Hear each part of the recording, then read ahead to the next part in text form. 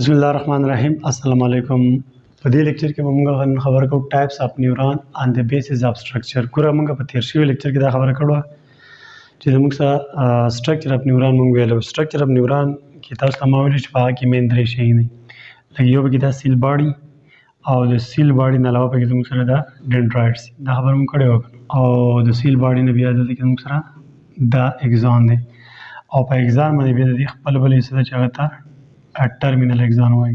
نو اوس په د دې نیورون د سټرکچر په لحاظ سره موږ د دې قسمونه وایو.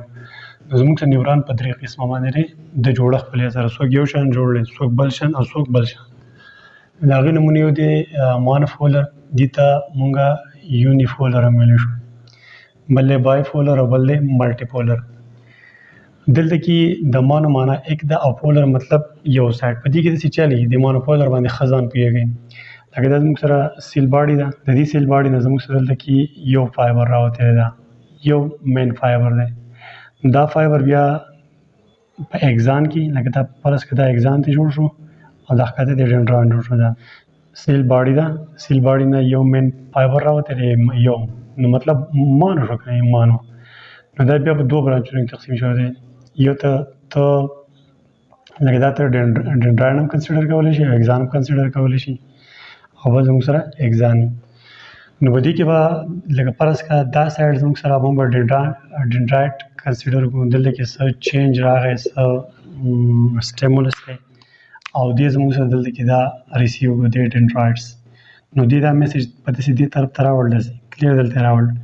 نو دې ورکو په دې مین فایبر باندې دې سیل باډي له سیل باډي بیا داسې لاړ سیل باډي ته مې لاړ شو. سیل باډي چې لاړ په سیل باډي کې چې څه قیصه وه هغه وشوه، د هغې نه بعد بیا داسې راغی او بیا داسې ښکته راغی. دا شو زموږ سره مونوفولر. سیل باډي ده، د سیل باډي نه یو فایبر راوتی ده، ځکه ورته موږ مونوفولر وایو. نو په دې کې دا یو دا مین فایبر بیا زموږ سره په دوه برانچونو کې تقسیم شو. یو ته موږ ډنډرایډس وایو او یو ته به اګزان وایو. نو دلته کې فرض کړه دا زموږ سره ډنډرایډس شو، نو دا چینج محسوس کړو، سټیمولس محسوس کړو په دې ډنډرایډس باندې. نو دا داسې راوړل، دلته کې بیا دې سیل باډي له ورکړو، د سیل باډي نه بیا راووت په دې لار باندې دې اګزان له ورکړو. ټیک ده، دا سیمپل خبره ده.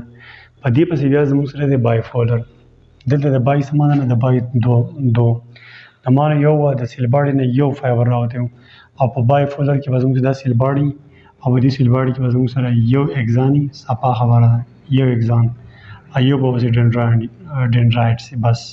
نو بایفولر زموږ سره هغه نیورون دی چې په هغه کې به د سیل باډي نه دوه، یو اګزان راوتی، یو به د ډنډرایډ راوتی.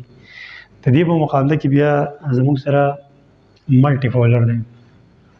نو د دې نوم نه پته لګي چې دا به زموږ سره داسې نیورون دي لکه دا نیورون دی، په دې کې به یو اګزاني، ټیک ده. په ملټیفولر نیورون کې به زموږ سره یو اګزاني او ډېر شی ډنډرایډس به لکه یو ډنډرایډس، بل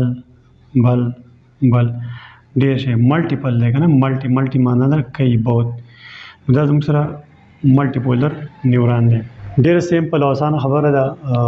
د نیورونز قسمونه د سټرکچر په بنیاد باندې درې قسمه دي: مونوپولر د ته بل نوم ویلی شي یونیفولر.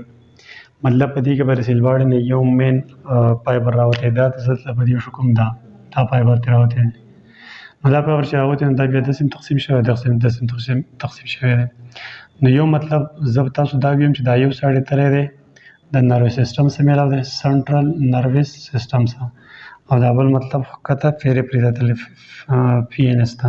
کلیر. او په بایفولر کې زموږ سره سیل باډي ده، سیل باډي نه یو اګزان، یو ډنډرایډس. ټیک ټاک خبره ده، اسانه. او ملټیپل پولر کې به یو اګزاني، یو اګزان او د ډنډرایډس په ډېر شی. نو دې ته موږ ملټیپولر اګزان وایو. نو زه امید کوم تاسو به په دې ټاپک پوه شوي. انشاءالله بیا ملاقات کېږي. تھینک یو. الله حافظ.